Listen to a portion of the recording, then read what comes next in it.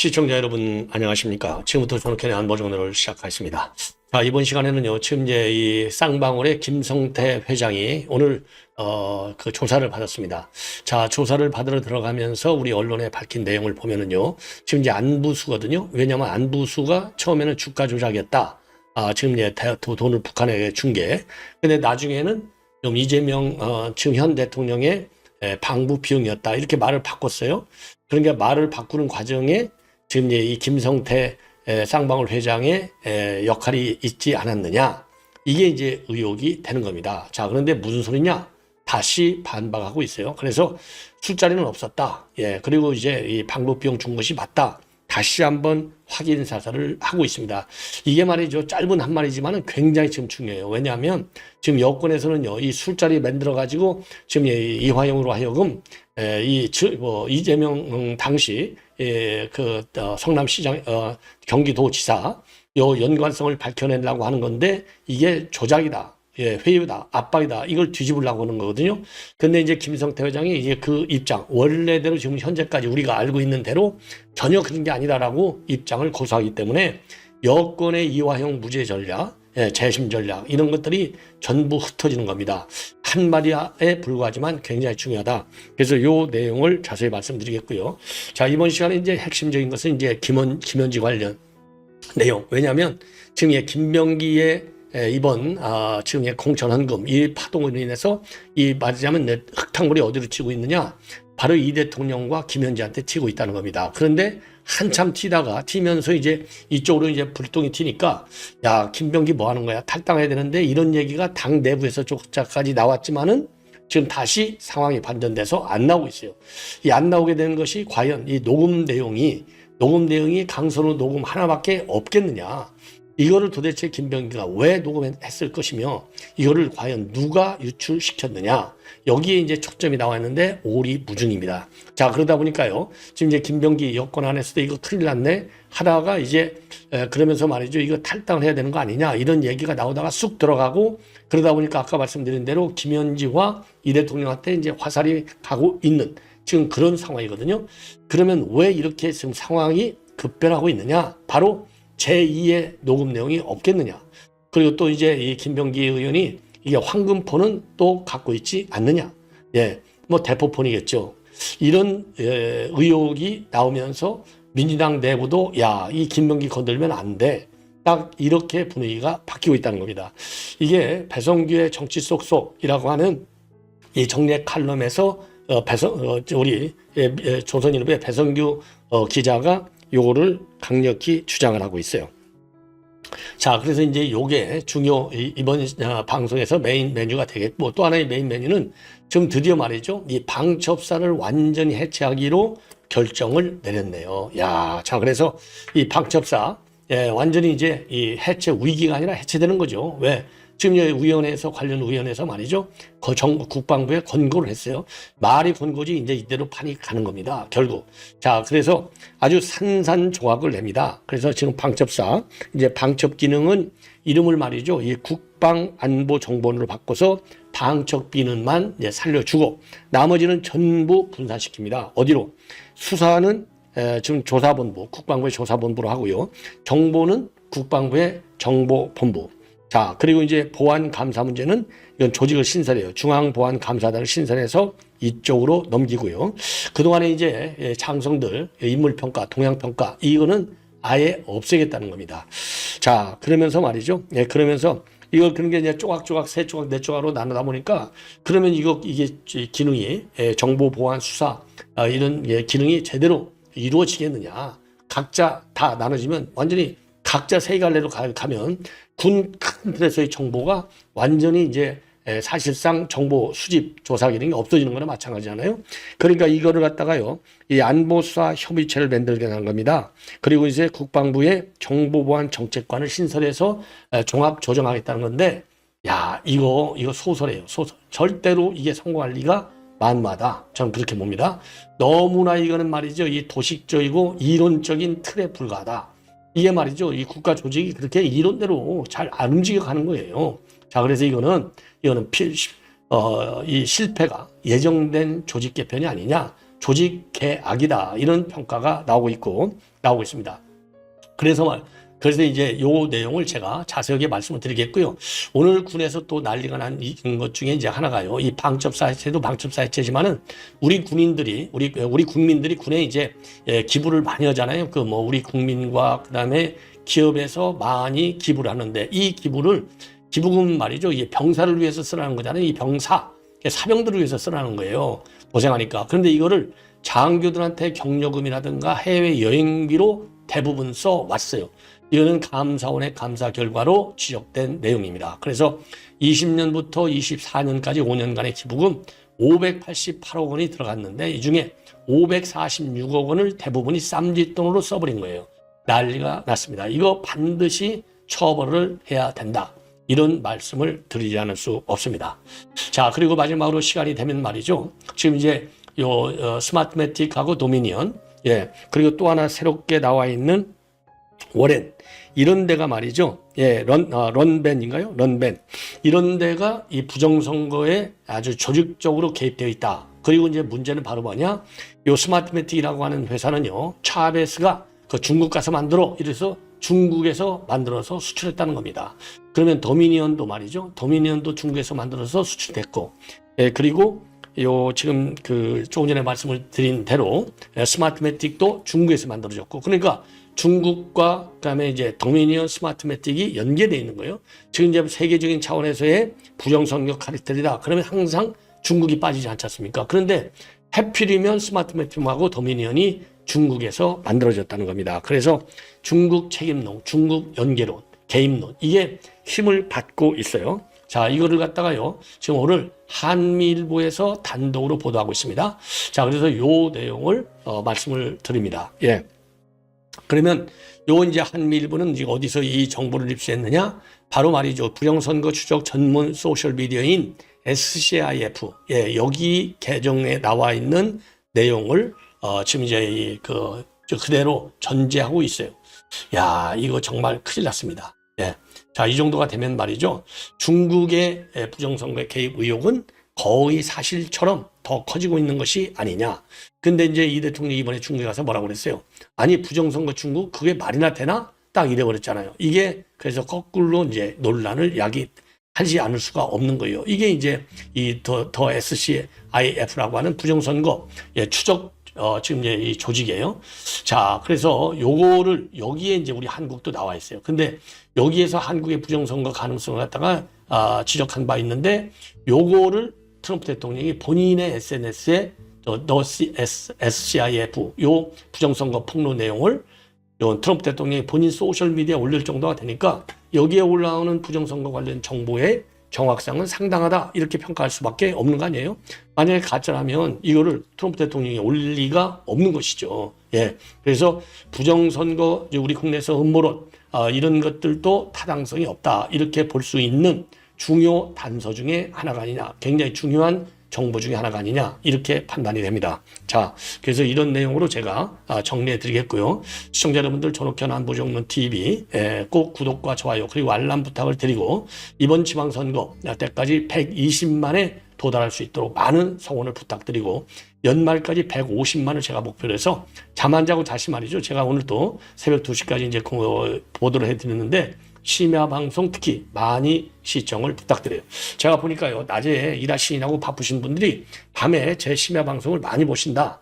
참 정말 잠 안 자고 방송해줘서 고맙다 이런 얘기를 제가 이렇게 이제 길거리라든가 커피 또는 밥 먹을 때 여러분 팬들한테 얘기를 많이 들어요. 그래서 조금 제가 힘들더라도 이 대한민국 발전에, 대한민국의 안정에, 이 발전과 안정이라고 하면서 헌법 가치를 기본으로 하는 것이죠.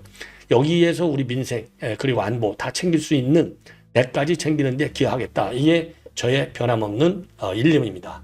여러분들께서 저의 이러한 생각을 공감해 주시고 적극적으로 제 방송 많이 시청해 주시고 가능하면 건너뛰기를 하지 말아 주시기를 부탁을 드리겠습니다.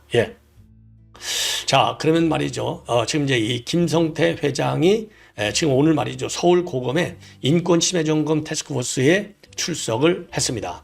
피의자 신분으로 업무상 횡령과 배임 혐의입니다. 자, 그래서 소환 조사를 지금 검찰에서 받고 있는데 검찰 조사에 응하러 지금 나오면서 기자들한테 밝힌 내용이 되겠습니다. 그래서 안부수 아태평화교류협회 회장을 매수하기 위해서 금품을 제공한 게 맞냐?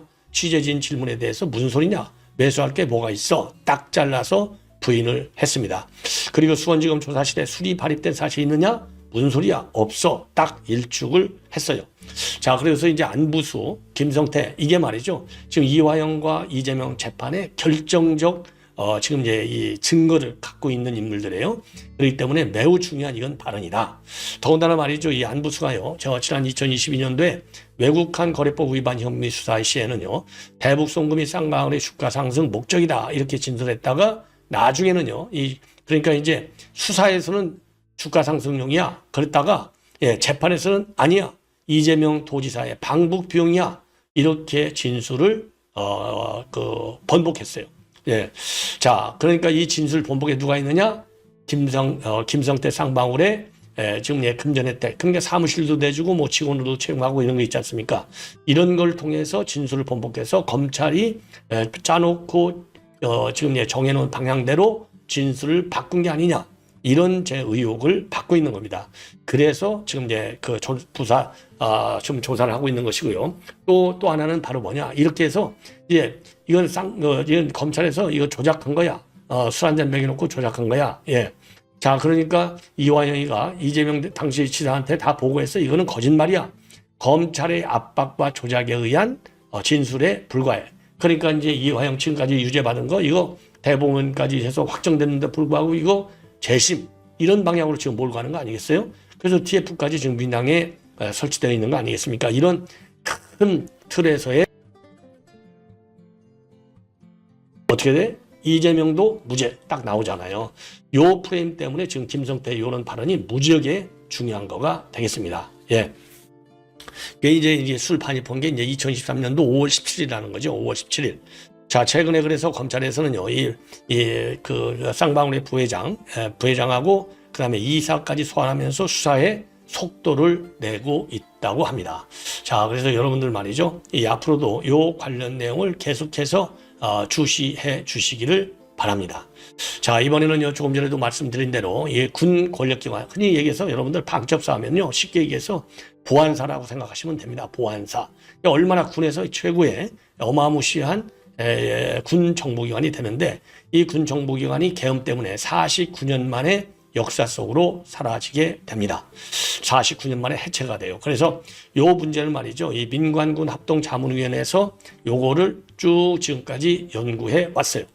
민관군 자문위원회. 그러면 민관군 자문위원회에서 누가 이거를 민관군 합동특별자문위원회는 위원장이 누구냐? 바로 홍현익 박사입니다. 세종연구소 여러분들 전에 그 국립외교원의 국립외교원 원장을 하신 분이죠. 홍현익 위원장 방첩보안 재설계분과위원회 위원장을 겸임하고 있어요. 자, 그래서 홍현익 위원장이 오늘 국방부 청사에서 요 관련 내용을 전부 다 싹 자세하게 오늘 발표를 했습니다.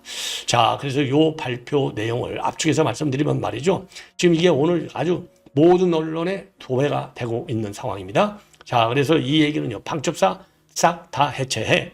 자, 그래서 해체하는데 이제 제일 중요한 게 이제 방첩 기능이잖아요. 그럼 방첩 기능은 어디로 가져가느냐? 방첩사 자체는 이름을 바꿉니다. 국방안보정보원으로 이름을 바꿔요. 바꾸면서 방첩 기능만은 그대로 국방안보정보원에다가 맡겨줘. 그런데 이제 방첩사 지금까지 갖고 있는 수사기능, 수사기능과 정보기능, 이거는 정보기능은 국방부 정보본부에다가 넘겨주고요. 3스타. 그 다음에 수사기능은 국방부의 조사본부에 넘겨줍니다. 자, 그러면 이제 이 방첩사가 가지고 있는 보안감사, 이거는 어디다 주느냐? 이 보안감사할 조직은 별도로 신설하는 걸로 되어 있습니다. 어디에? 중앙보안감사단을 신설해서 여기다가 준다는 겁니다. 자, 그리고 그러면 지금 이제 이 보안사에서 군 동향 감시하면서 이 장군들 인사 이 세평을 만들고 있는데요. 요 군 고위 그 장성들 이 사람들 인사 첩보는 누가 어디서 수집하느냐? 아예 없애버립니다. 그래서 인사첩보라든가 세평이라든가 이런 거는 아예 없애버려요. 아예 없애버려요. 근데 요 부분, 그러면 이거는 어디다가 이제 줘야 되느냐? 그렇다고 해서 군에 관련 장교들, 뭐 장성들, 이거 아예 동향평가를 안 할 거예요? 말도 안 되는 거죠. 어딘가에 두어야 되는데, 제가 말이죠. 이게 국정원 출신이 나서 그러는 게 아니라, 첫째로 이 동향첩보, 이 군이 거의 독립적으로 이 군 인사들에 대한 이 세평 수집이랄까 동향평가는 50 이후로 국가정보원에서 그동안 해오던 것을 손을 딱 떼고 보안사 스스로 독점적으로 하도록 돼 있어요. 자, 그러다 보니까 이게 여러 가지로 문제가 그동안에 많이 야기된 바 있습니다. 자, 그래서 요 내용은 우리 이제 국가정보원이 이제 종합정보기관으로 돼 있잖아요. 그렇기 때문에 군이든 뭐 일반 행정부처의 기관장들이든 이 고위인사들에 대한 인사정보 동향평가, 이거는요 우리 국가정보원에서 독점적으로 해야 될 것이 아닌가. 왜 사각지대가 있어서는 절대 안 되니까 이렇게 판단이 됩니다. 자, 그런데 이제 문제는 뭐냐? 이게 말이죠. 세계적으로 대부분의 정보기관들이 통합 추세를 갖고 있어요. 통합 추세. 그래서 국내 정부는 국내 정부대로, 해외 정부는 해외 정부대로 떨어져 있는 게 세계적인 그 현상인데, 요게 잘못됐다. 이게 잘못됐다는 결정적 계기가 뭐냐?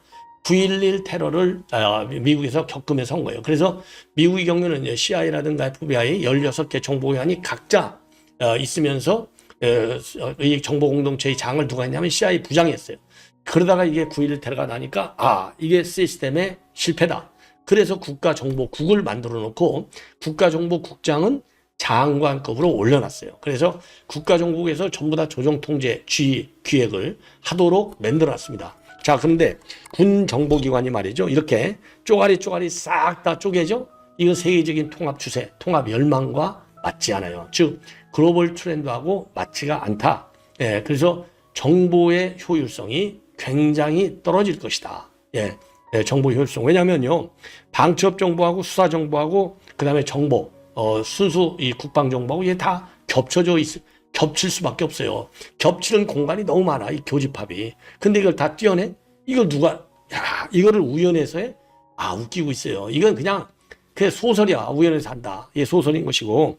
그리고 이제 국방부에 정보보안 정책관을 만들어서 하겠다고 하는 건데, 국방부가 일일이 다 간섭해. 모든 기관을 갖다가 일일이 다 조정? 쉽지가 않아요.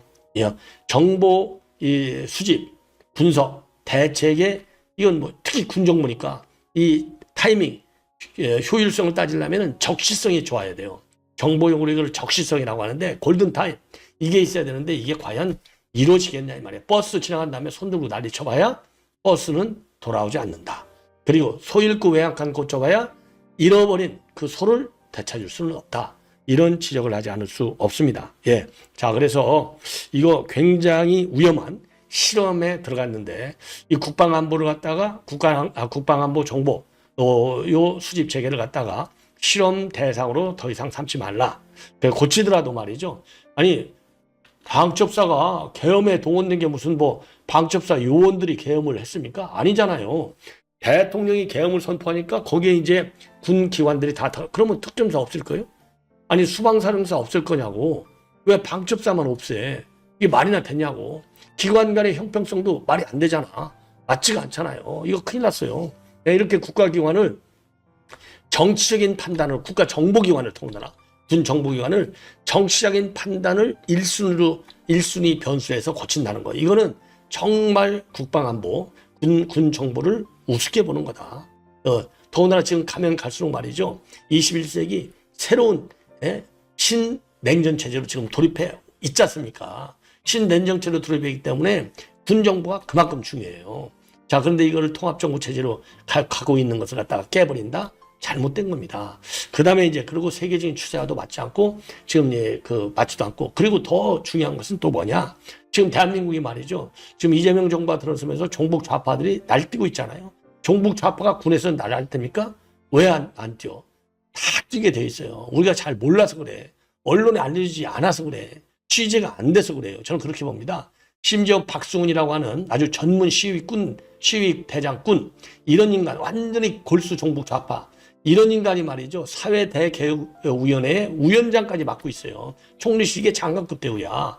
이런 지금 세상인데, 종북 좌파들이 지금 아주 기가 막히게 지금 쫙 타이밍을 보고 있어요. 지금 이재명 정부 들었을 때 5년밖에 안 되니까, 6개월밖에 안 되니까 아직은 쫙 정중동이지만 가면 갈수록 국법부터 지금 60몇 명이 폐지하자고 지금 민주당에서 난리가 난 거 아니에요. 국법부 폐지하자.